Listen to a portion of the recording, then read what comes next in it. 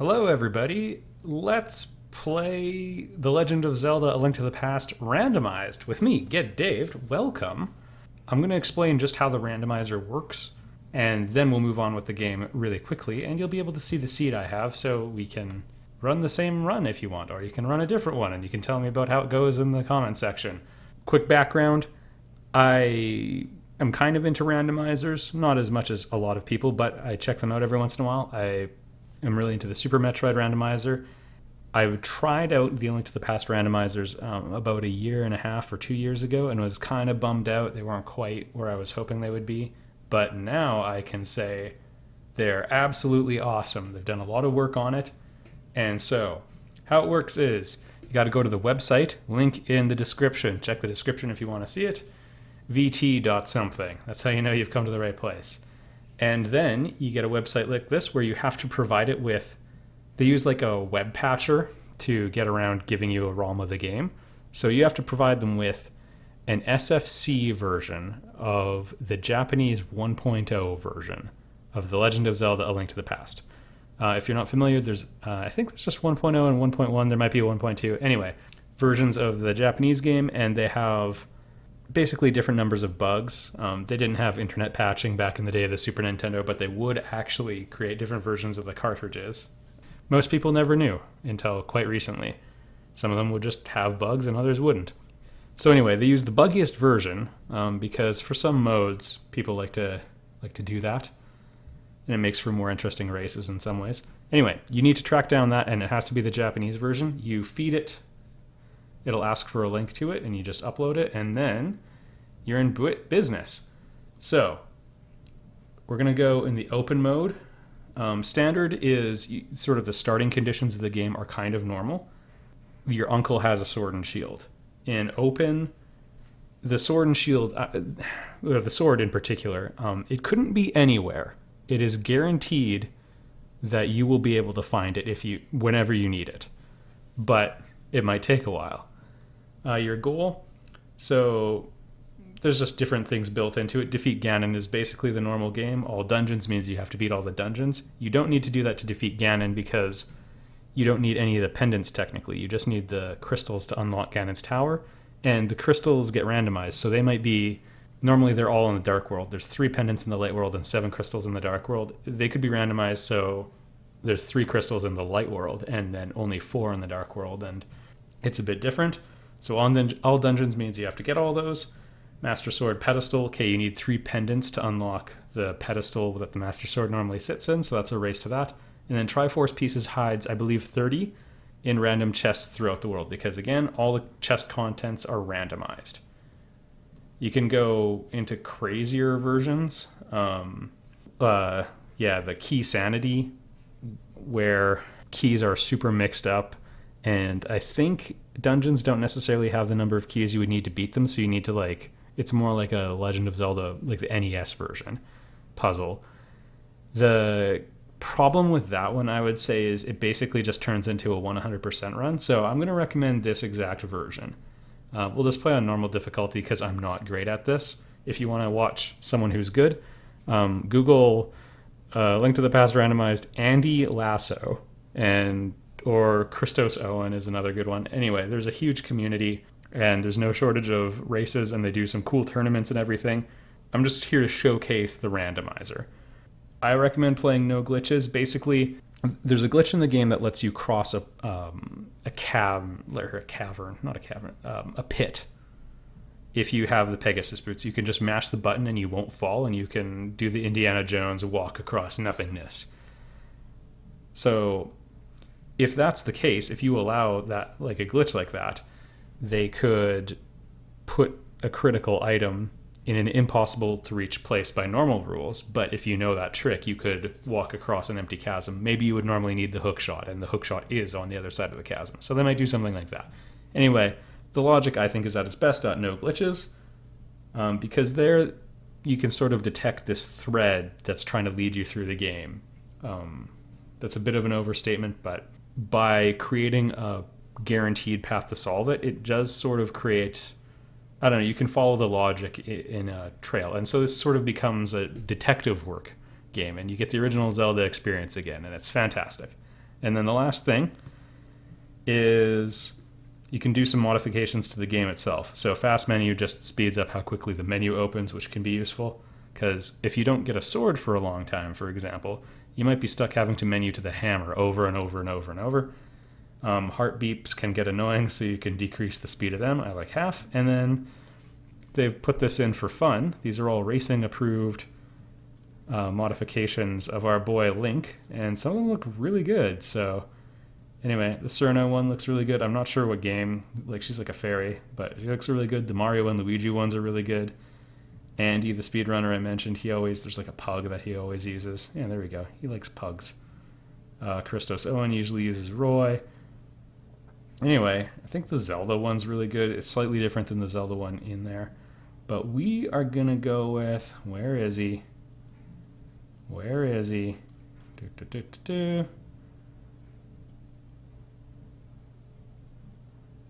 Nature Link. He's mostly naked. He's just wearing a leaf. Alright, that's what we're going with. And generate the ROM. Alright. If you want, you can put this seed in there and we can play it together. And you can save spoilers and all those good things if you want to know where stuff is. I'm not going to click it. I have, however, made myself a nice little text file just of all the different places you can go. So, because I'm recording a Let's Play and I don't want to get stuck forever. So there you go. That's the overview. Don't ask me how to get the ROM. You can use software to copy off of, or hardware to copy it off of a Japanese version of the game as far as I'm concerned. But once you have it, it'll patch it for you and you're in business and you're ready to race. All right, hello folks. Let's get randomizing. Also, if you're unfamiliar with the Japanese title screen, this blew my mind the first time I saw it. There you go. It is not A Link to the Past in Japanese. And there's the hash so you can ensure that we're all on the up and up. It's Dave! There we go.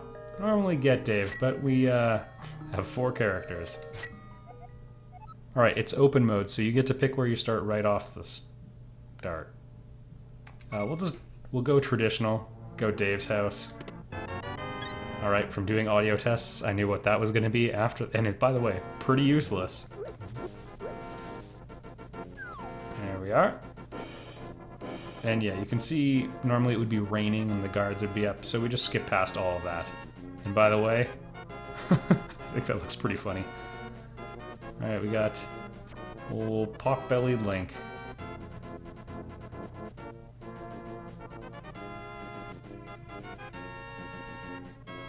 So you can pull this tree. Sometimes there's stuff there. Other times there's only disappointment. We're in trouble already.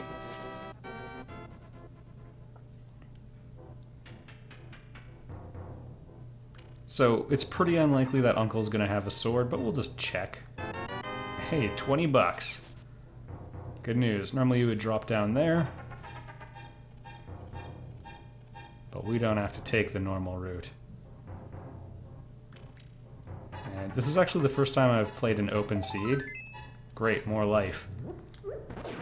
So I'm very pumped to not have any means of defending myself. Being naked really adds to the effect. Okay, that's really useful. It's good to have bombs already. And honestly, whoops.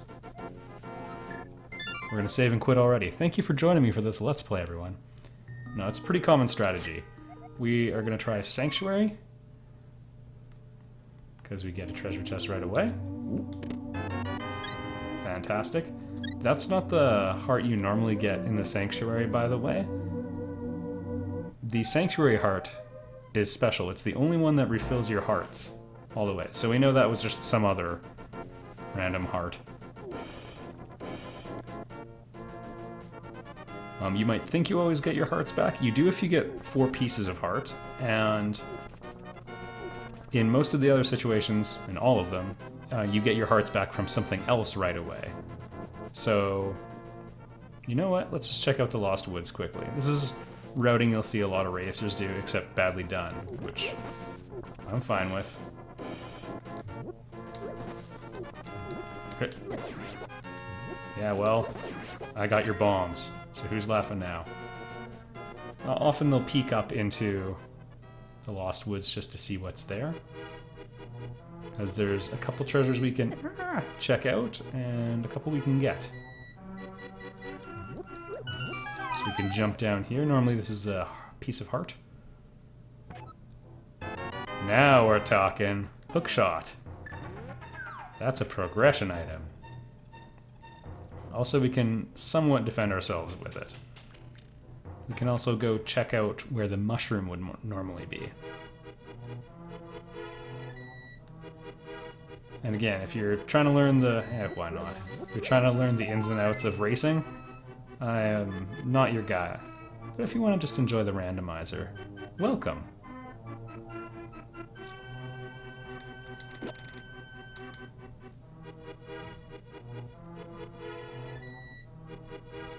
Oh, this jerk. No, my bombs! Alright, we best cut our losses and run away. Hookshot is a really potent weapon against like a lot of insectoid enemies in the game. And then after that, it works a lot like a boomerang. Although you can get invincibility from it. Yeah, and for speed purposes, it's nice, obviously.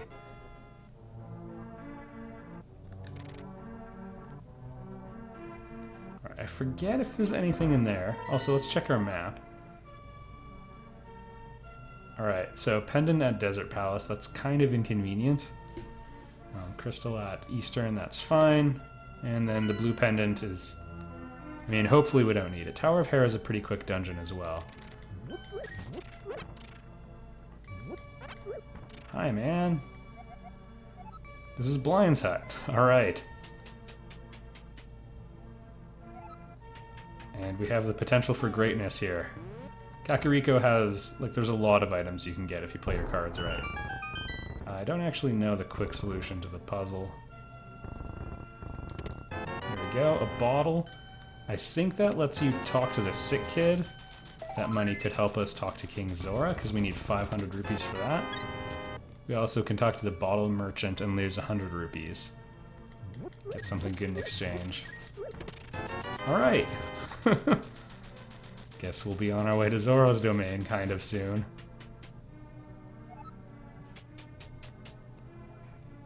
So almost all of the treasures are just scrambled. There's a couple exceptions, like Great Fairies. Often you throw a piece of equipment in and they give you something better in return.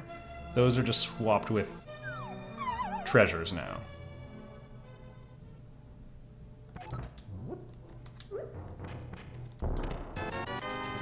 We're loaded. This is the money seed, everybody. Okay, bomb capacity plus 10. Not all that exciting.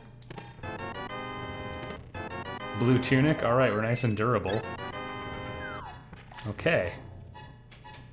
This is like the safety and stability one. Wish they would have made his toque blue for this.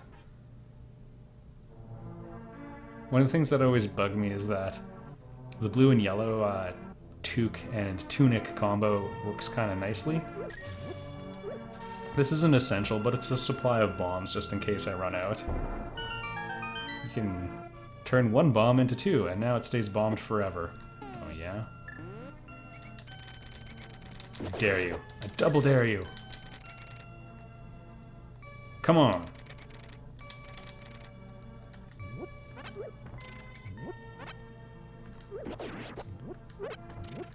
So, it's a nice consistent place. You always know what you're gonna get, like all of these drops are fixed. Actually, there was 4 or 5 bombs in there. I believe 4.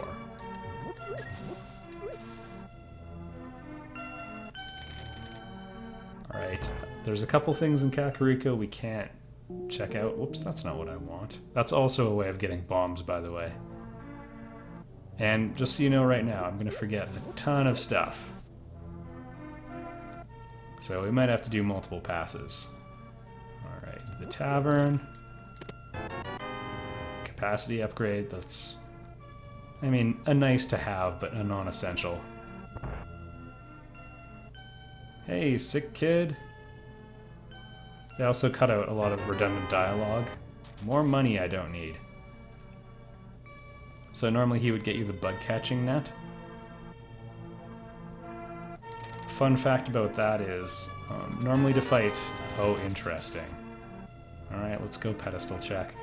Normally to fight Aghanim, you need the Master Sword to deflect his evil magic back at him. But in this, you can use the bug catching net, which can create like a really miserable experience because it means the sword could be in the dark world. Like you might go through all the light world and not get a sword because they could give you the bug catching net and like the fire rod.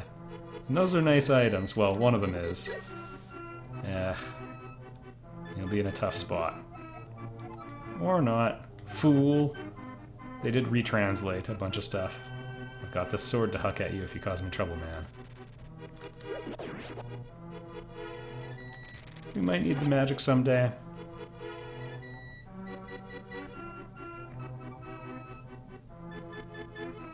Alright, let's see what's at the pedestal. Normally people check this out as a last resort. The Archer class. So that's a riddle. I believe it means the bow is there. So that means we need to get all 3 pendants to get the bow. And that also means we can't beat Palace 1. Because you need the bow to beat it. There's enemies, I think, that can only be killed with it.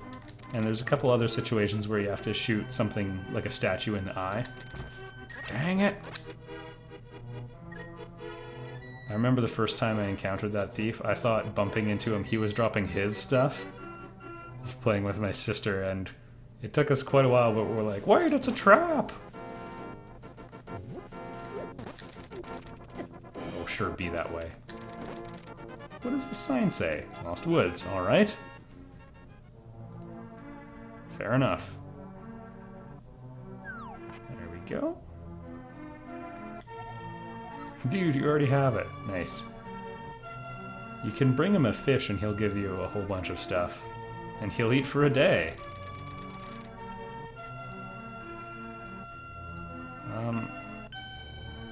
Where's the...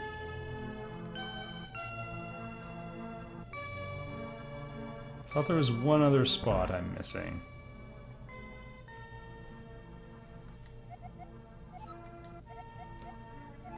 Was this generated by... I don't know. There's lots of inside jokes in here I don't get as well. Because he never lands. Nailed it.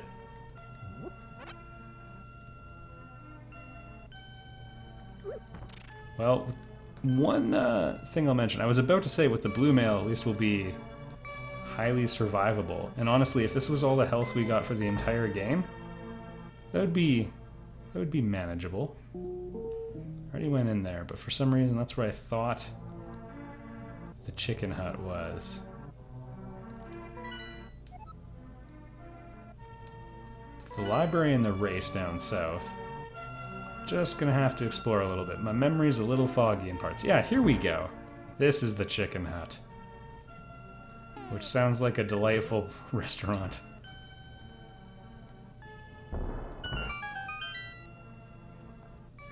Alright, come on, sword.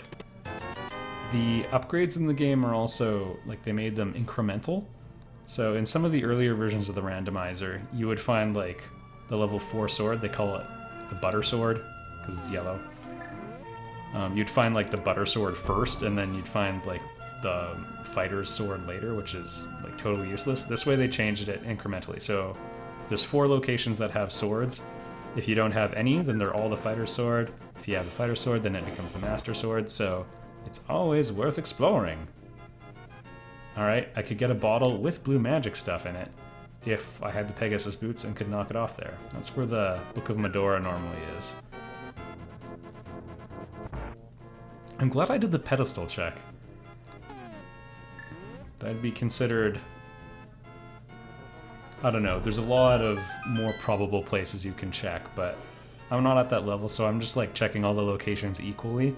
Good runners will know, like, there's 4 chests here versus you know, 1.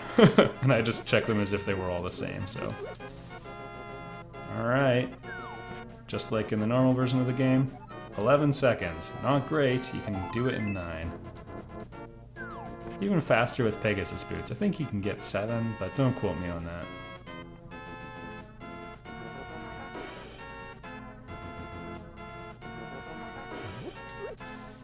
Alright, now we have some decisions to make. We also don't know where... oh boy.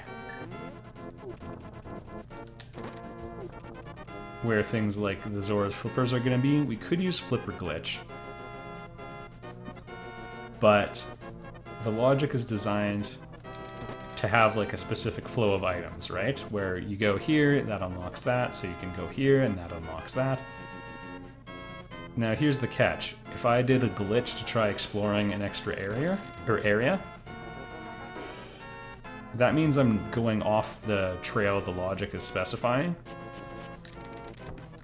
That's no guarantee that I'm gonna, that reduces the probability that I'm gonna find a progression item. Or at least the next one, right? Because you're going off script. Whoops. In the Dark World, that's a place they call the Hype Cave. Here, it's a place I call Disappointment. I was going to mention earlier... yeah, I thought I'd be good for health because I picked up all those hearts early. And one more.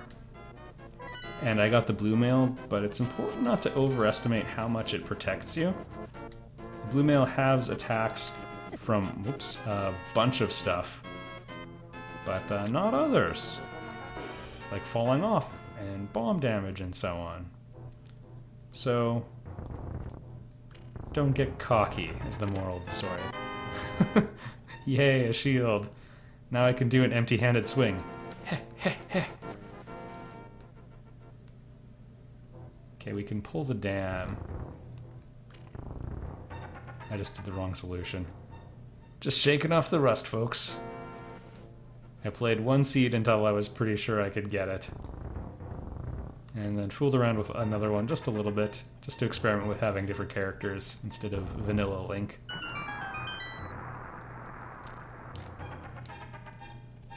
So, there's gonna be some mistakes. I'll pick it up. I'm pretty sure we're gated out of the desert. At least for now. Wait, no, that's impossible. Because originally you get the power glove there. Which means we can get in. You can bring a purple chest to that guy and he'll hook you up. I think this cave is nothing. Yeah, close enough. But there are a couple we can visit in the desert, so we'll check it out. Also, if we were able to get up top, Bombos is going to be up and to the right. There it is. Well, barely to the right. You know what I mean.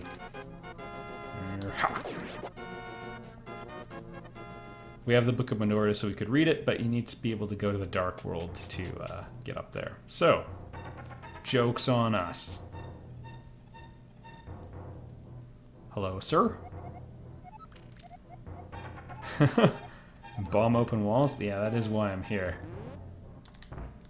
So yeah, like good runners of the game, they would pick up the bomb at this as soon as they came into that door, so the fuse would be ticking. I'd say I walked out of that room about as well as any could, though. And really good runners at like the highest level will even do things like rubbing up against walls makes you walk a little faster. Link sort of has this kind of unique hobble to him in this game. It's because he's alternating between moving 2 pixels and 3 pixels. But if you like grind up against stuff, I could get into desert. You can just switch it to always be on the 3 pixel thing. So I don't know if you can see a slight speed difference sometimes, but it's there.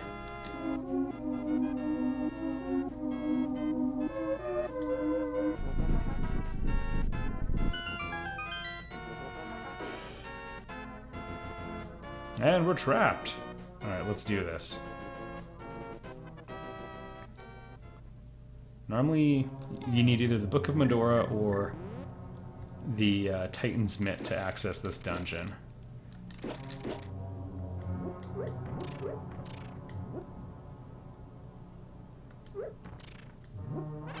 If we don't get some sort of superior weaponry, we basically won't be able to beat it. Man, in my other seat, I already had the Master Sword by the time I came here, and it was about as far. Oh yeah, there's the nice thing about the hookshot, by the way. That's a useless exit. Ah. You also don't know where the keys are going to be. To get one of the treasure chests in this dungeon, you need... There we are. You need Pegasus boots, which we do not presently have. Oh goodness, this might be a problem.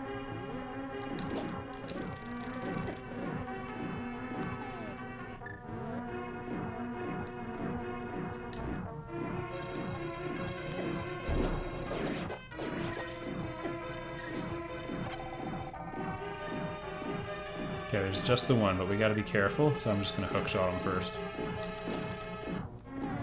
You can hear in the next room there's like a whole bunch of cannons just constantly firing, and they sort of strafe the walls. We're gonna have to start looking under pots because I only have 2 bombs. Oh, I had so many once.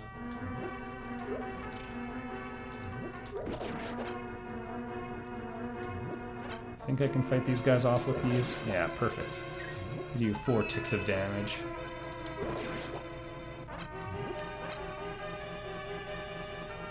Come on, and drop a bomb while you're at it. Alright, the big key. And go... I think we can open the big chest anyway. And when we look in the room up top here, we'll know if we can beat the dungeon or not. Oh boy, there's the Quake medallion. Or Ether.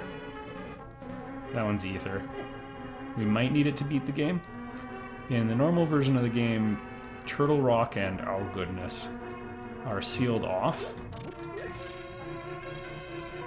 Comes to my attention, I ignored that one room. It might actually have something in it. Turtle Rock and Misery Mire, 2 dungeons in the Dark World, are sealed.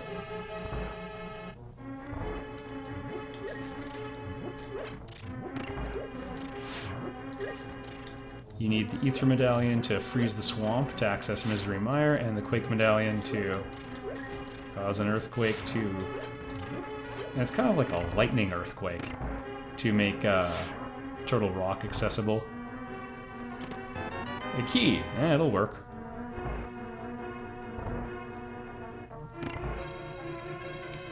Those are randomized as well, so any of the 3 medallions could be anywhere.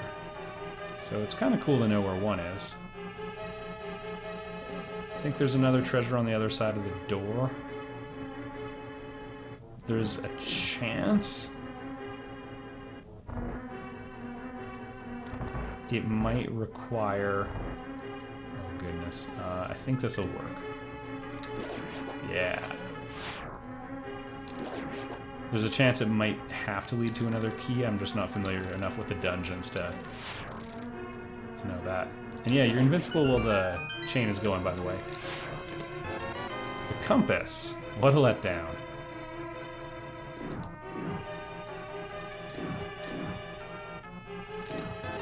The lantern. Okay, so now anything that's behind darkness is fair game. Honestly, some seeds, like some random number generation patterns. Well, that's weird. I've never done that before. Well, guess you're not so scary after all. You still are, though.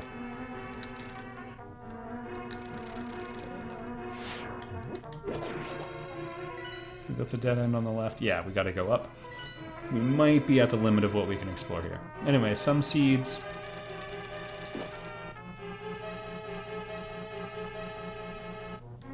They have a whole bunch of progression items open up at the beginning. That can really be a double-edged sword. You might be like, hey, I found the mirror and the moon pearl and the hammer all at once. But that just means you can access a whole bunch more of the game now, and that means a whole bunch more stuff can be locked off on you. And you have more places to search. They increase the number of straws in the haystack without really increasing the number of needles, if you catch my meaning.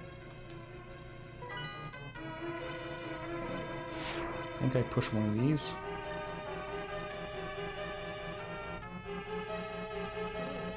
It's one of them.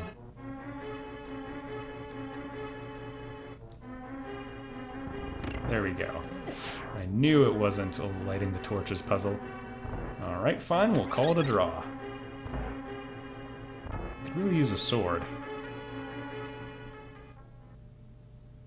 I